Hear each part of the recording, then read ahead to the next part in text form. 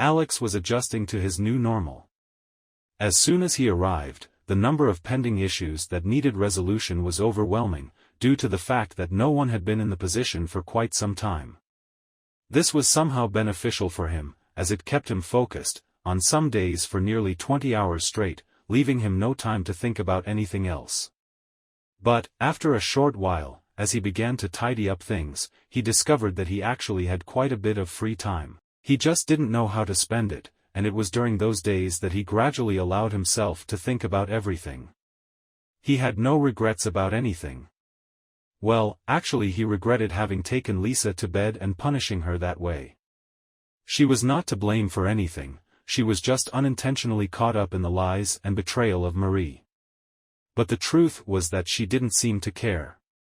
She was more surprised than scared and was completely submissive.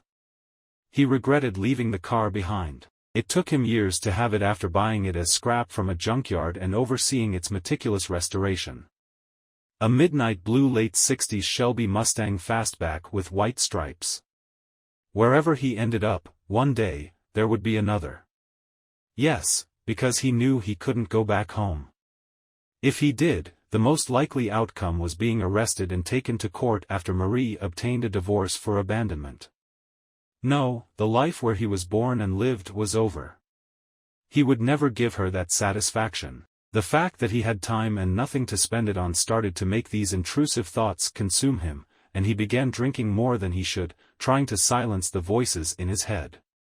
"You've had some rough nights, haven't you?" Miguel asked one day as they escorted him to the company headquarters. "Is it that obvious? When you got here, you were in shape, tired.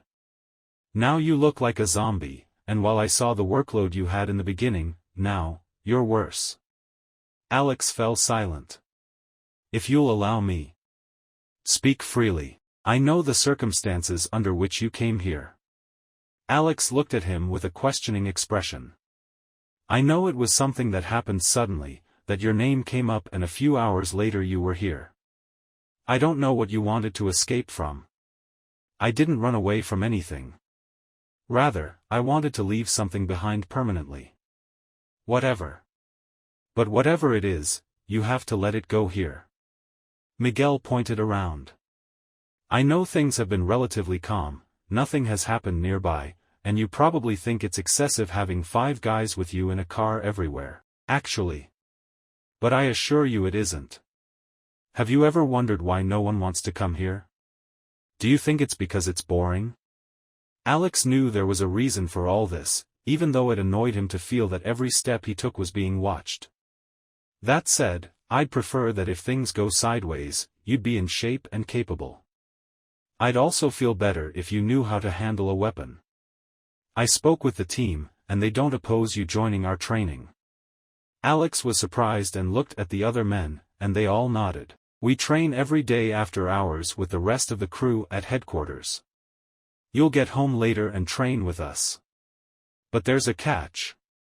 No one is going to slow down for you, so if you thought you had some rough trainings before, get ready." Alex nodded. "It's an honor to join you, but maybe tomorrow. Today wouldn't be a good day." Everyone laughed. When they calmed down, Miguel continued. "Another thing. We're paranoid about security. But we know nights can be long and lonely, and cold. If you ever need something to warm up your nights, let us know, and we'll take care of it. You don't have to worry, and we'll be at ease. And you also don't have to be shy. We're not expecting you to be a monk." Alex laughed. Curiously, he realized that until now, it hadn't even crossed his mind.